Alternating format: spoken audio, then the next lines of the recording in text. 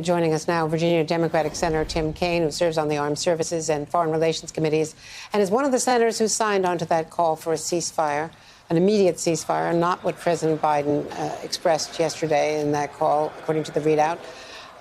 Is the president doing enough, Senator? Well, look, Andrea, I called for a ceasefire right away because that's what the United States does. When there is a shooting war where innocent kids on both sides are being killed, we always aggressively ask for a ceasefire. And so that's why I issued the statement. The statement, as you know, basically said that we want to reduce Israeli and Palestinian casualties and de-escalate violence. And so it is my hope that the U.S. will not just say we have an opinion about a ceasefire, but let's do something about it, particularly at the UN. I think that's what we would do in any other situation, and we should do it here. But, Senator, you say that's what the U.S. does. That is not what this administration is doing. And it's now the second week of these hostilities with casualties on both sides. And I said, Andrea, I'm troubled by that. I have spoken with the White House beginning the middle part of last week about this, and I'm going to continue to do that. I know they are looking for a path to peace, for calm. That's what Secretary Blinken said. But again, I just think the U.S. is usually at the front edge of calling for a ceasefire. In Yemen, we called for ceasefire. In Afghanistan, we called for ceasefire. So that's what we should do. And when the civilian casualty risk declines, then we need to find space for the better path forward. So again, I hope that the administration might lean in heavier, but whether they do or whether they don't, I'm on the Armed Services and Foreign Relations Committee, and I'm going to say loudly that there ought to be a ceasefire.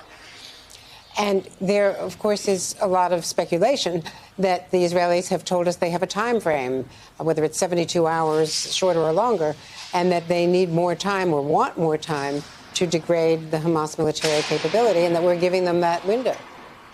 I have not been briefed about that, Andrea, but you're right. It's puzzling as to why the U.S. isn't leaning in pro-ceasefire, because, again, we do it everywhere, and we ought to be doing it here. And then it's not just a ceasefire. Then there are other steps that need to be taken. The Arab nations that have normalized relations with Israel, we should be pressing them to try to provide assistance in especially the West Bank, but also Gaza, to try to promote more order and stability there. They've normalized with Israel, so let's get them with some skin in the game. We should be focusing on, I think it's a great time for the Biden administration to name an ambassador to Israel and name somebody who has credibility in the region and who can be a voice for peace and negotiation going forward. This whole crisis, Andrea, to my mind, it stems from two things. It stems from the complete absence of progress toward peace between Israel and Palestine. I visited for the first time in 1998, and the peace process has gone backwards since then. And that absence leads to frustration. And then you also have to look at sort of governance failures in both Israel and the Palestinian authorities. Israel has had repeated elections and can't form a government. The Palestinians delayed and canceled elections and recently canceled them again.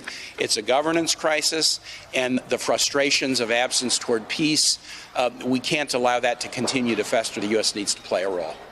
And former Vice President Mike Pence putting out a statement blaming this current administration and saying that this hostility is a direct result of the weakness shown by the Biden administration from its first day in office. What do you think of that, given how the Palestinians were completely marginalized and cut out by the Trump, Pence, Kushner Middle East policy? When I see that statement of the vice president, it just reminds me, the former vice president, reminds me that, boy, what people love to do in this part of the world is just play a blame game. It's their fault. You started it. We started it. Who cares? You know, can't we do something? How about a ceasefire? You know, the blame game has never gotten anybody anywhere. We're farther away from peace than we were 25 years ago. And you're right. When the Trump administration put a peace deal on the table, they inconveniently forgot to even consult with the Palestinians. You're not going to find a deal that will be acceptable to Israelis and Palestinians without talking to all. Israel deserves to protect itself. Israel deserves to live peacefully with its neighbor. But Palestinians deserve their own country where they can have autonomy. We want two nations living side by side in peace.